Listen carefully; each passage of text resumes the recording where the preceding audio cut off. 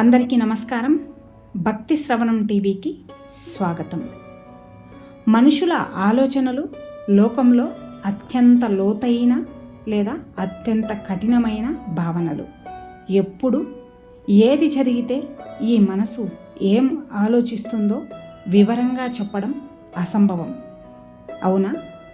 ఇవే ఆలోచనలు ఎన్నోసార్లు మన మనసులో అల్పులు అనే భావనను తీసుకొస్తూ ఉంటాయి.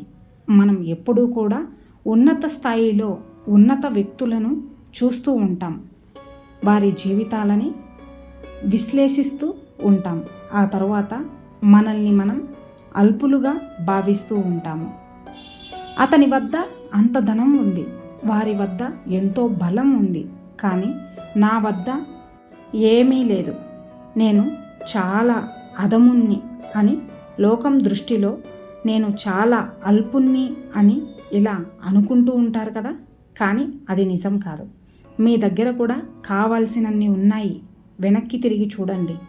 ఆకలితో ఉన్న వ్యక్తికి కేవలం ఒక అన్నం ముద్ద దొరికినా ఇతరుల దృష్టిలో అది కేవలం అన్నదానం మాత్రమే కావచ్చు, కానీ వారికి మాత్రం ఒక పూట భోజనం అవుతుంది. అందుకే మనసులో అల్పులమనే భావన ఎప్పుడు కలిగినా మీ వాళ్ళ వైపు చూడండి, వాళ్ళని గమనించండి, మీకు విశ్వాసం కలుగుతుంది.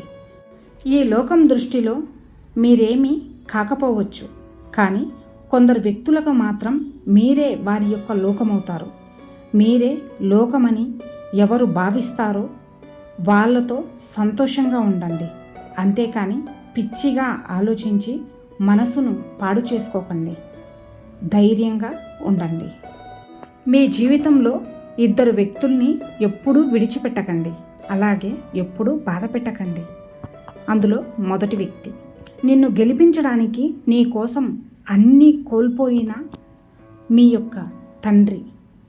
అవును, మీ తండ్రి మిమ్మల్ని గెలిపించడానికి ఎన్నో నిద్రలేని రాత్రుళ్ళు గడిపి ఉండవచ్చు. అలాంటి తండ్రిని మీరు ఎప్పుడూ కూడా బాధ పెట్టకూడదు, అలాగే మర్చిపోకూడదు.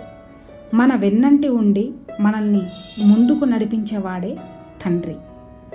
మన కోసం ఎన్నో కష్టాలను, ఎన్నో బాధలను, ఎన్నో అవమానాలను ఎదుర్కొని అవి మనకు ఎప్పుడూ కనిపించకుండా దాచి కేవలం సంతోషాలను మాత్రమే మనతో పంచుకొని ఉండేవాడే తండ్రి. అలాంటి మన కన్న తండ్రిని ఎట్టి పరిస్థితులలో కూడా బాధ పెట్టకూడదు, గుర్తుంచుకోండి. ఇక రెండవ వ్యక్తి, ప్రతి సమస్యల్లో మీ తోడుండి మీ తల్లి. ఏ కష్టం వచ్చినా కూడా మొదట మనకు గుర్తొచ్చేది మన అమ్మే. అవునా? అమ్మ అంటేనే అందరికీ కళ్ళల్లో నీళ్లు తిరుగుతూ ఉంటాయి. ఎందుకంటే మన కోసం తను సర్వం త్యాగం చేస్తుంది కాబట్టి. ఎన్ని కష్టాలు వచ్చినా కూడా మనకు ధైర్యంగా ఉంటూ మనకు అండగా ఉంటుంది.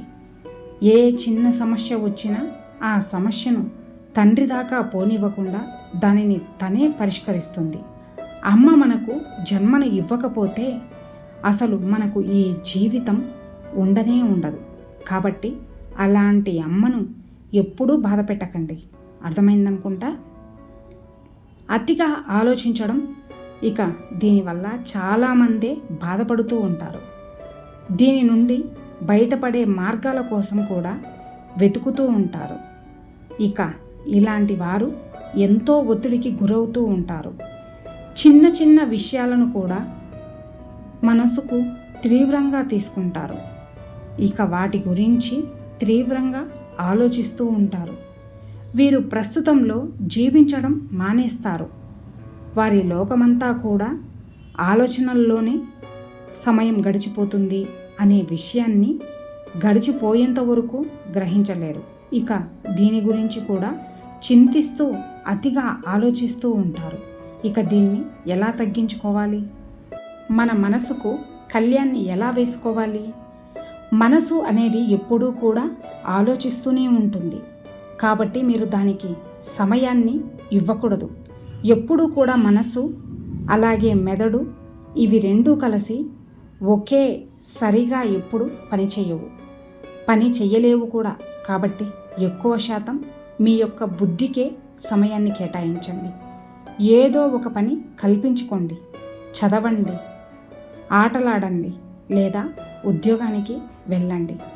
అది కాదంటే ఏదైనా కళపై దృష్టి పెట్టండి.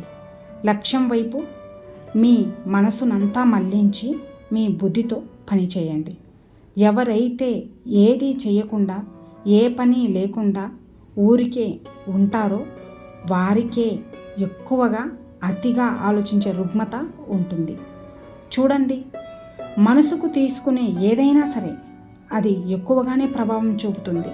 కాబట్టి మీ మనసు కంటే కూడా మీ బుద్ధితో ఎక్కువ సమయాన్ని గడిపినట్లయితే అతి ఆలోచన అనేది దానంతటా అదే మాయమవుతుంది.